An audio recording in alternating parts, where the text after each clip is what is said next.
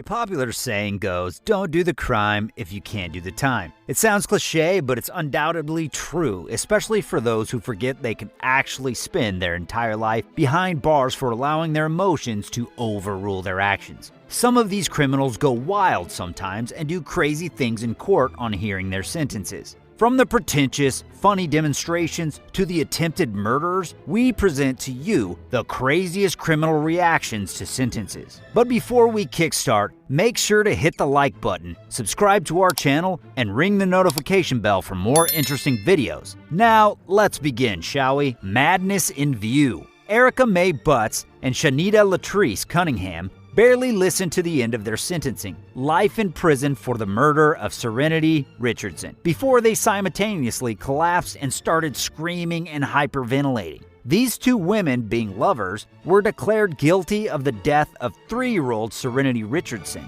In 2009, the toddler was beaten to death while she was under their care. The act was extremely savage. Even the judge complained that she had never been so affected by photos from a crime scene. To think that Butt was Serenity's mother's best friend and the child's grandmother, we're in utter shock. On that same day, in addition to Butt's and Shanita's reaction to the verdict, a similar scene took place. Butt's mother started shouting and screaming till she was ushered out of the courtroom.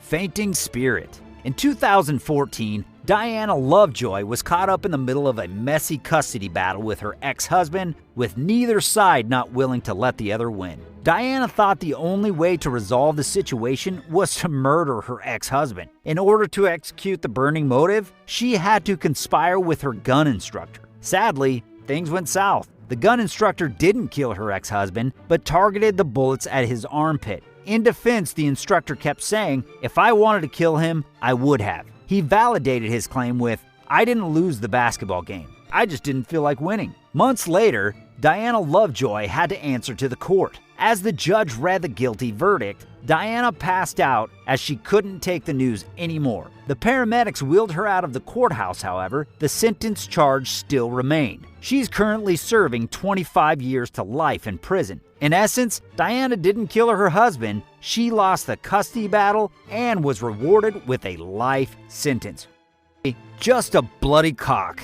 A little warning, you should never talk back to a judge when your fate is theirs to decide. Ask Brian Noble. He knows better. Brian was charged with aggravated assault with a deadly weapon and domestic violence. At the beginning, Brian was given 60 days in prison, but as soon as he discovered he was being held without bail, he called the judge a cock, amongst other hurtful words. Judge Hurley couldn't resist the insults that were hurled at him, and so he threatened to hold Noble in contempt of court. Noble readily pleaded and tried to explain that he got confused because he wasn't being dealt with the exact charges that were outlined in the previous day. Hurley accepted Brian's apology, retracted back his statement, and reiterated his original sentence of 60 days in prison. That should be all, yeah? But boy, we were wrong. Apparently, Noble wasn't pleased with the verdict, so he asked if he could take the cock back. Hurley called him back to court and added 60 more days to his sentence for being a dimwit.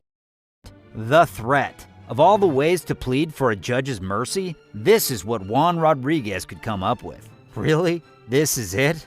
A total mess. Juan Rodriguez was convicted for stabbing a nurse at a mental health facility. During his trial, he made a last-minute effort at freedom. He threatened to end the life of the judge if she didn't let him out of jail for Rosh Hashanah, who is a Jew. These were literally his words, with no overstatement.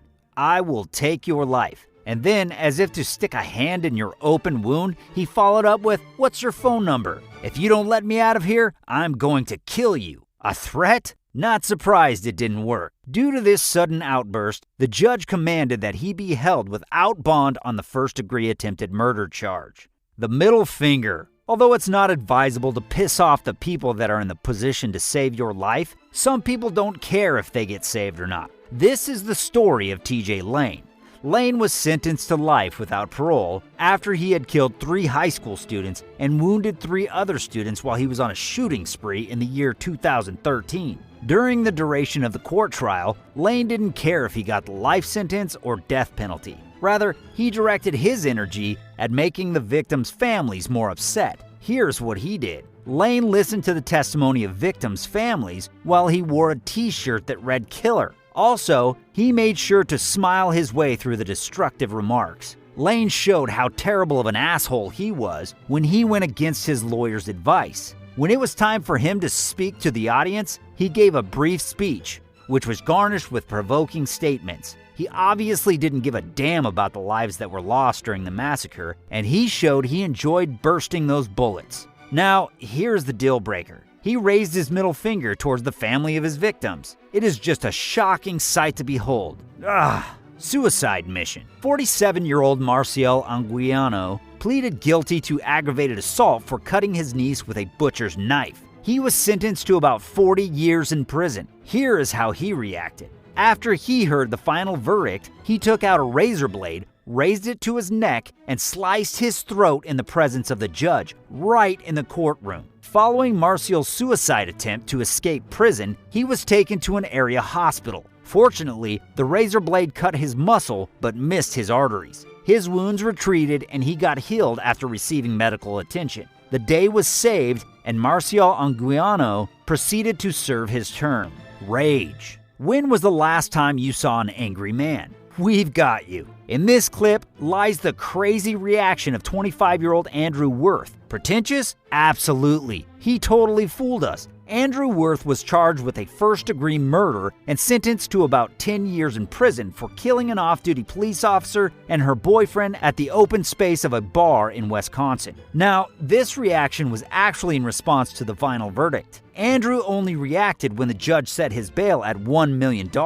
As you can see, he stood up calmly before he suddenly went into an unquenchable rage, up to the point where he just had to be subdued with the help of an electronic stun gun until he was moved out of the courtroom. Denial. Ever wondered if a certain degree of sympathy should be felt for those sentenced, or if their bizarre reactions are justifiable on behalf of the wrong? It can be an unpredictable event depending on the conditions, but in the case of Shondell Jackson, it's pretty cut and dry. The 19-year-old was guilty of first-degree homicide and robbery of a 21-year-old Milwaukee film student of the University of Wisconsin, Nathan Potter. Jackson, together with an accomplice, attacked Porter. Nathan might be related to TJ Lane, as they both had the same reaction in court. During the trial and court proceedings, Jackson showed he wasn't sorrowful over his crimes and had no remorse whatsoever. At one point, he was smiling at the victim's family while he was escorted out of the courtroom. Then, suddenly, he started cursing at the judge when he was sentenced to a much-anticipated life term in prison with no hope of parole. As if that wasn't enough, Jackson became violent. Several officers and pepper sprays had to be deployed before he could be subdued. At the back of the courtroom, members of the Jacksons' family started speaking directly to the victim's family as the drama was going on. They were yelling words to the Potter's parents: "I hate you all, and God's the judge. Rest in peace." There is this saying, to every action, there's an equal and opposite reaction. We beg to differ. This court reaction says otherwise. Michael Marin, a former Wall Street trader, was accused of burning down his own home when he couldn't keep up with his payments. He was found guilty of arson and was told to serve 7 to 21 years behind bars. Fair enough. After the court's order, Michael was caught on camera in a Phoenix, Arizona courtroom. His look expressed shock at the sentence. Moments later, he took a drink from a water bottle in front of him. After a while, he was found dead. A post-mortem toxicology test was carried out on his dead body, and it was discovered that he was poisoned with cyanide. Reports claim that Michael bought the cyanide a year prior and had already informed his family members. "I cannot go back to jail and would do something drastic if found guilty." He was able to sneak in the cyanide with him because he wasn't in custody during his court trial. And so, he wasn't thoroughly searched upon entering the courthouse. Fake tears. Dylan Shoemaker, a Springville teenager, was convicted of second-degree murder in July 2020. In March 2019, Dylan had to babysit his girlfriend's sons, 23-month-old Austin and Austin's 3-month-old brother. In the process, Austin started crying. Instead of pampering the baby, Dylan slapped and punched his head thrice. The impact was so severe that the baby sustained a major brain injury, which led to his death. The jury sentenced Shoemaker to 25 years to life in prison, the maximum punishment. After the pronouncement was made, Dylan burst into hot tears. As he was made to move out of the court, Dylan said these words to his 19-year-old girlfriend, Ashley, while he cried profusely. "Ashley, I'm sorry. I never wanted to hurt Austin. I never wanted Austin to die." The Supreme Court didn't buy the fake tears, as it was discovered that Dylan, in a phone call, had told his mother, "I'm a 16-year-old blonde. Probably all I have to do is cry, and they're going to feel sorry for me." In our opinion, he got what he deserved. Phew. We have come to the end of today's episode. Please share your thoughts with us in the comments section below. Don't forget to like, subscribe, and turn on your post notification for more fascinating videos. Bye!